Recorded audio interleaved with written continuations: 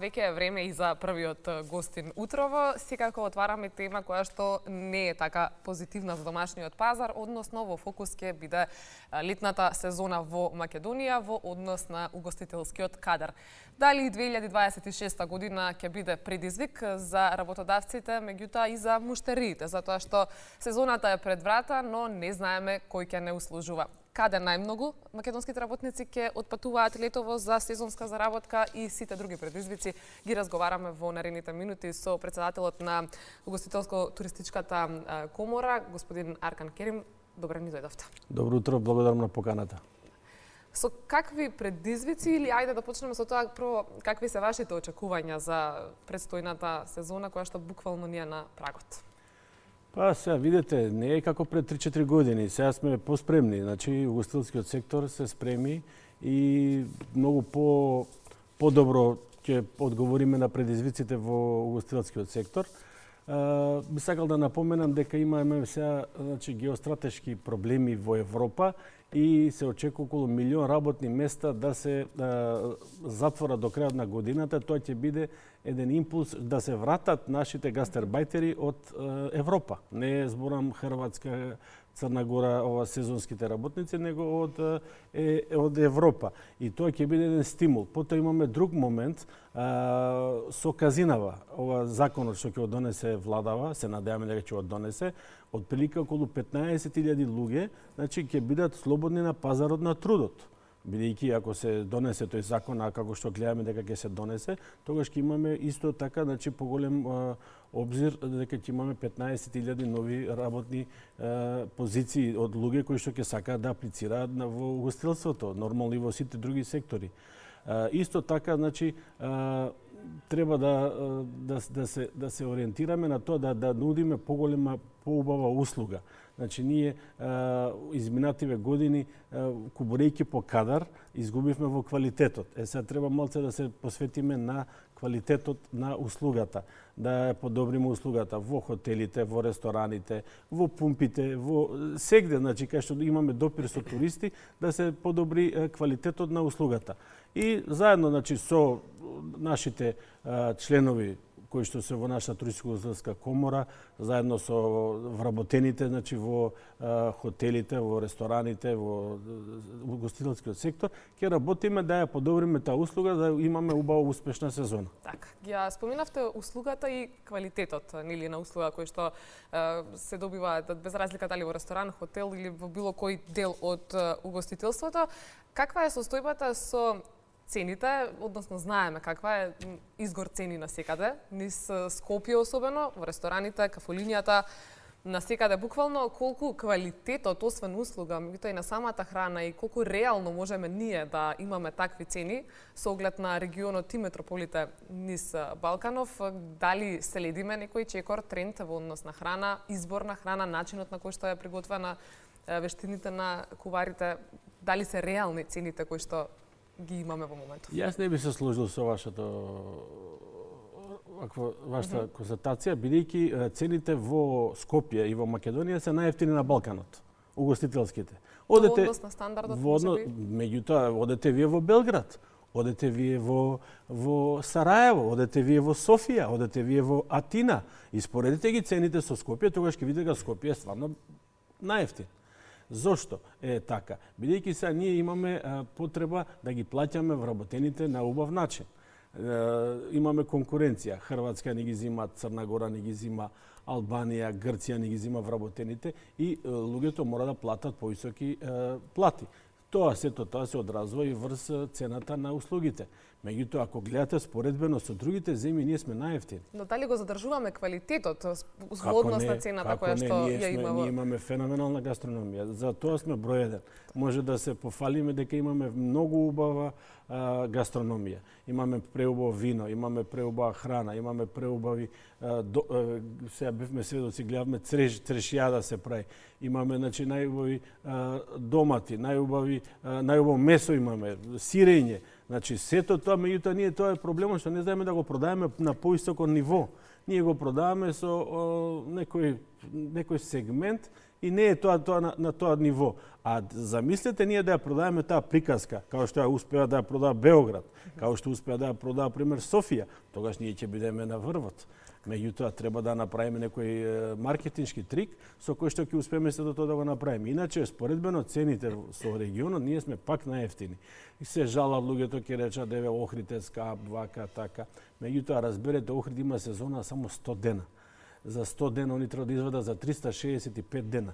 Во целата ситуација ние имаме и друг проблем. Од секторот имаме проблем, имаме многу неработни денови во текот на годината. Замислете, ние сме рекордери во Европа по број на неработни денови. Тоа мора да се реши. За мир во куќата, политички уназад години се решаваше, секој добиваше празник. За ова празник, за тоа празник. Меѓутоа мора тоа да се реши. Мај е доволен показател за исто. Да, ама не може секторот да го издржи тоа. Ние мора да се ориентираме кон бизнисот, не можеме да се ориентираме кон празници. Вчера исто јас водев една конференција каде што исто се начна оваа тема дека имаме премногу неработни денови, ако го земеме последен пример беше последниот месец мај, каде што практично имавме некои само 15 на работни дена, да не зборуваме за оние работници кои пак испоја и на вистина се доаѓа до една, би рекол, поразителна ситуација. Секторот реагира, ние не сме Норвешка, немаме нафта, ние толку за да може да издржиме толку празници, за да бидеме реални. Секоја среда луѓето си фаќаат патоци, одат негде на проложен викенд. Промет не може да направиш во Скопје, после се жалите скапо било во Скопје. Како да издржи ресторанџијата, како да издржи хотелот, како да издржи фирмата со тие празници. Не можеме, мора да се направи некоја редукција на тие празници, да се направи некој барем 50% од празниците да се редуцираат, тие најбитните државни, верски, да се одржат. Меѓутоа, не можеш ти на секои 2 недели да имаш по 3-4 неработни дена, не може да издржи бизнисот, верувајте ми, значи, плюс и недела е неработен ден, дупли дневници, дупло овакво, не може бизнис секторот да го издржи ова темпо. Плюс имаме геостратешка неизвестност со ова ситуација што се случува во Блискиот Исток.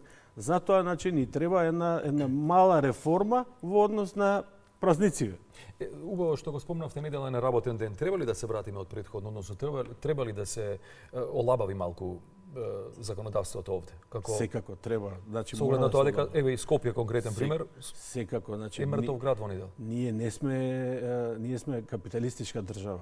И не можеме ние со социјалистички методи да функционираме, да имаме 120 дена неработни. И затоа мора, значи, да се направи некоја либерализација во однос на тоа и недела да биде малку по-флексибилно и по-либерално, бидејќи ние имаме долгови. Државата треба да собере пари, данок, треба да се работи, да се створат пари за да се платат долговите што ги имаме према странство, према сегде. А ние со неработење, со 120 неработни денови не можеме да функционираме како држава. Реално, немаме нафта. Да имаме нафта, тогаш ќе не нападнат, може, не дај Боже, што се случува со целава ситуација.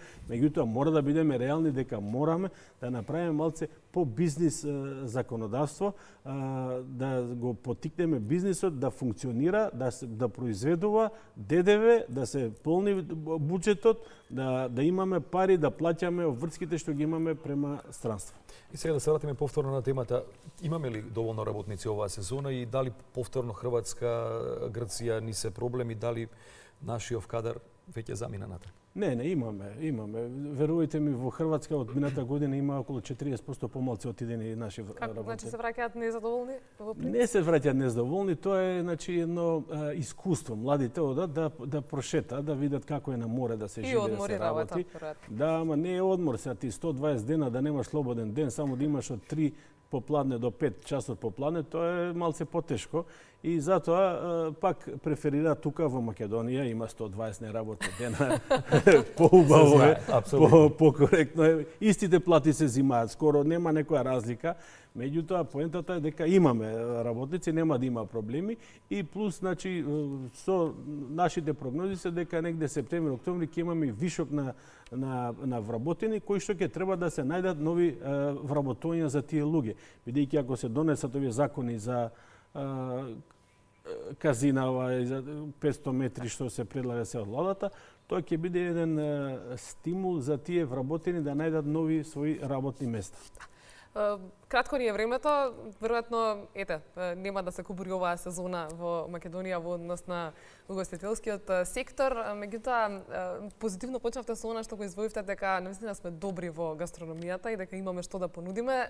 Затоа да завршиме со прашањето: може ли Македонија да стане атрактивно туристичко место, затоа што ја гледаме или вашата интенција дека навистина може со оглед на тоа ако се споредуваат главните градови во нашиот регион. Апсолутно. И како да се направи тоа? Апсолутно. Значи, нас не треба само малку маркетиншки трик, се до тоа како да го спакуваме и поубаво да го продадеме. Да продадеме приказна која што сите што ќе дојдат тука ќе сакаат да ја раскажат. Иначе не можеме ние, знаете што е проблемот, е што ние во Македонија не ја посетуваме Македонија да видиме убавините на Македонија. Значи, треба граѓаните на Скопје почесто да одат за викенди, пример во Битола. Битолчаните да дојдат почесто во Скопје. Не е само Охрид и да се оди, значи треба да се посетуваат сите. Еве Дојран пример, Дојран е феноменална гастрономија има. Тие ресторани во Гевгели и во Дојран што ги има, значи тоа е магнет за српските туристи, за грчките туристи што ги посетуваат во тој дел. Знаете, вие во Мрзенци ред се чека за ручек или на пример во Дојран, во Фуктак ресторанот нема слободно столче 12 месеци. Тоа значи имаме ние што да понудиме, само треба да го спакуваме на поубав можен начин. Имаме и кадри, имаме значи и волја. Сега само ни треба да направиме бизнес стратегија. Работни денови да нема толку многу, да се направи, да се стимулираат, значи младите да не одат во Хрватска, да се отворат тука бизниси, да отворат ресторани, да отворат мали хотели, семејни хотели, да работат и да се стимулира се до тоа. Значи заклучокот е редукција на неработните за почеток. За почеток тоа би било добро. Половина, значи да не само што ќе не налото, може ќе не мразат после ова, меѓутоа зборуваме реални сега, не можеме 120. Лоциране дел од проблемите. Проблемот е тој за не може да почуваш во понеделник, вторник, среда пак најде идеш на викенд. Четврток испојување 5 дена и како да работиш, како да створиш, не можеш. Па и кога почнавме ние тоа го рековме дека после е тешко да се вратите во колосек со оглед на тоа дека се цепка. Ви благодариме господине Кирил за гостувањето. Ова беше убав инспиративен разговор. Ве очекуваме да се развива. Благодариме многу за издвоеното време.